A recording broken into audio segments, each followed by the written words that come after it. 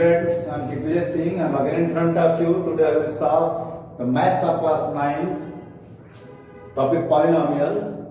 In previous video we talked about remainder theorem. Here is talked about factor theorem. कि factor theorem क्या था उसके पहले previous video में remainder find करने का था कि find the remainder using remainder theorem. Find the remainder when divided this by this. अब यहाँ पे चेक करना है कि examine whether x minus 1 is a factor of this. Examine करना है, चेक करना है कि इसका फैक्टर है कि नहीं। बिल्कुल उसी तरीके से हम वही रिमाइंडर थ्योरम का यूज करेंगे। If reminder is 0 then divisor is a factor of dividend. If reminder is not equal to 0 then divisor is not a factor of dividend. ये फैक्ट है। If you have to find the factor of any number, check करना है it is a factor of not. तो reminder theorem का if reminder is 0 then divisor is a factor of dividend. If remainder is not 0 then divisor is not a factor of dividend. देखो x minus 1 is equal to 0 कर लीजिए, x is equal to क्या हो जाएगा 1। यहाँ लिख लेंगे let px is equal to 4x cube plus 5x square minus 3x plus 6। x is equal to p1 निकाल लीजिए। p1 क्या हो जाएगा 4 into 1 का क्यूब प्लस 5 into 1 का square minus 3 into 1 plus 6। 4 into 1 plus 5 into 1 minus 3 plus 6। 4 plus 5 minus 3 plus 6। 15 minus 3 5 4 9 6 15 plus 1 हो गया is equal to 12।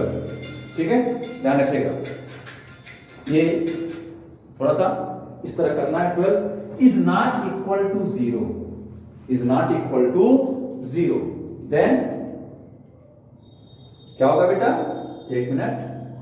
if is not equal to 0 therefore x minus 1 is not a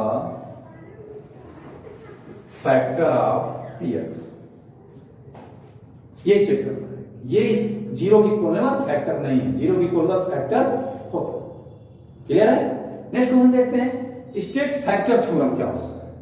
factor theorem क्या होता है कि when you divide if a is any real number, a is any real number, एक कोई real number है तो a is any real number और px को डिवाइड करना है, px is dividend if a polynomial px divided by any real number a, okay, and pa is equal to 0, x is equal to क्या है a and pa is equal to 0 then therefore क्या हो जाएगा x minus a is a factor, is a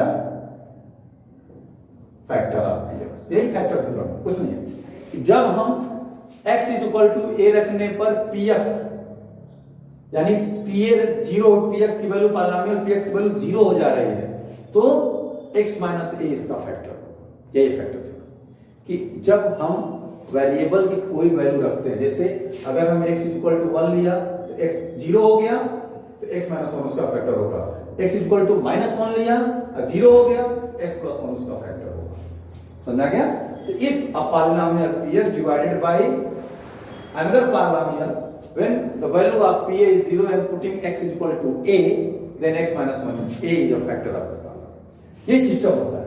ठीक है बेटा, ये अब हम सॉल्व करते हैं क्वेश्चन। फैक्टराइज करना है x cube minus 3x square minus x plus 3। तो ये क्यूबिक पॉलिनोमियल, इसको फैक्टराइज करने के लिए हमने पहले बता रखा फिर बता रहे हैं, अपने मन से कोई वैल्यू चूज करते हैं। जैसे कांस्टेंट टर्म होता है 3 तो उसके पहले फैक्टर निकालते हैं, प्राइम फैक्टर। 3 के प्राइम फैक्टर क्या होंगे 1 into 3 यानी इसका प्लस माइनस 1, इसके 0 होने के चांसेस क्या है, x की वैल्यू या तो प्लस माइनस 1 होगा या तो प्लस माइनस 3 होगा। ठीक है, तो ये रख लेंगे prime factor of 3 is equal to 1 and 3 therefore values क्या हो जाएंगे, values of x is equal to plus minus 1 और प्लस माइनस 3। तो हम पहले p1 ले लें, पहले क्या ले लें p1। तो p1 लेने मान लीजिए लेट px इज इक्वल तो P1 अगर लिया तो 1 क्यूब माइनस 3 इंटू 1 का square minus 1 plus 3, 1 minus 3 minus 1 plus 3, ये इससे कट गया, ये इससे कट गया, इक्वल टू 0 हो गया। ठीक है, देयरफॉर इसका फैक्टर निकालना है तो x minus 1 is a factor. ठीक है, अब क्या करेंगे कि x वैल्यू माइनस 1 ले लीजिए, तो माइनस 1 का क्यूब 3 इंटू माइनस 1 का स्क्वायर माइनस, यहां माइनस 1 होगा प्लस 3, क्योंकि x की वैल्यू माइनस 1 है, नेगेटिव माइनस 1 होगा, minus 3 into 1 plus 3, minus 1 minus 3 plus 1 plus 3, ध्यान दीजिएगा ये, यानी माइनस 4 प्लस 4 0 हो गया। Therefore x plus 1 is a factor. x plus 1 क्या हो गया, इसका फैक्टर हो गया। एक तरीका ये भी है।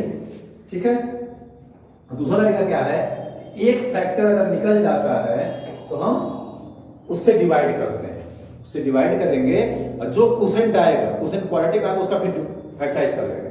अब p की वैल्यू 3 ले लें, क्या हो जाएगा 3 cube minus 3 into 3 square minus 3 plus 3, 27 minus 27 minus 3 plus 3, ये इससे कट गया, इससे कट 0 आ गया। Therefore x minus 3 is a factor. और क्यूबिक पॉलिनोमियल डिग्री 3, इसका मतलब उसके 3 से ज्यादा फैक्टर नहीं हो सकते, तो factor of px is equal to x minus 1, x plus 1, x minus 3, ये 3 फैक्टर इसके हो गए। आगे क्वेश्चन। और दूसरा तरीका क्या है वो आप लगा, मैं बता रहा हूं। एक तरीका तो ये फैक्टर अगर इस तरह का यूजिंग द फैक्टर थ्योरम आप फैक्टराइज करना तो आप ऐसे कर सकते हैं। अब ये कांस्टेंट टर्म का प्राइम फैक्टर निकाल के उसी में से वैल्यूज रखना पड़ता है, वही वैल्यूज आती है। वैसे अगर फैक्टराइज करना होता है क्यूबिक पॉलिनोमियल, तो हम क्या करते हैं कि जब कोई एक वैल्यू लेने पे अगर पॉलिनोमियल वैल्यू 0 हो जाती है तो पहला फैक्टर निकल जाता है।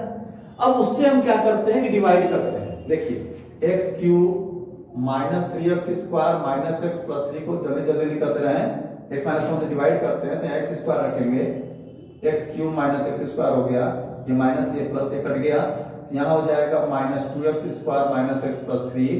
अब यहाँ माइनस 2x ले लेते हैं, माइनस 2x स्क्वायर हो गया, ठीक है, माइनस 2x यानी प्लस 2x हो गया। अब क्या होगा, यहाँ माइनस ये प्लस ये कट गया, माइनस 3x प्लस 3, माइनस 3 ले लीजिए, ठीक है, तो माइनस 3x प्लस 3 कट गया, 0 आ गया। अब ये x स्क्वायर माइनस 2x ये जो आया, इसके फैक्टराइज कर लेंगे। फैक्टराइज करेंगे क्या हम डायरेक्ट कर दे रहे हैं, आप सिस्टम से कह दिएगा, पहले बता चुके इस बारे में।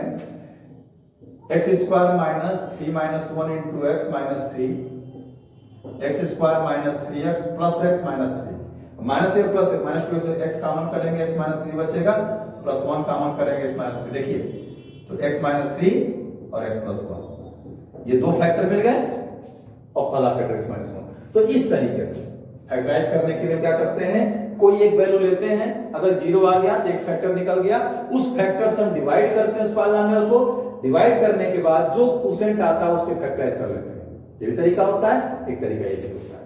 इस तरीके से फैक्टर थ्योरम क्या होता है कि जब कोई वैल्यू रखने पर किसी पॉलिनोमियल की वैल्यू 0 हो जाती है, जैसे a x is equal to a रखने पर pa की वैल्यू 0 हो गई, पर px कोई पॉलिनोमियल है तो x माइनस a उसका फैक्टर होगा।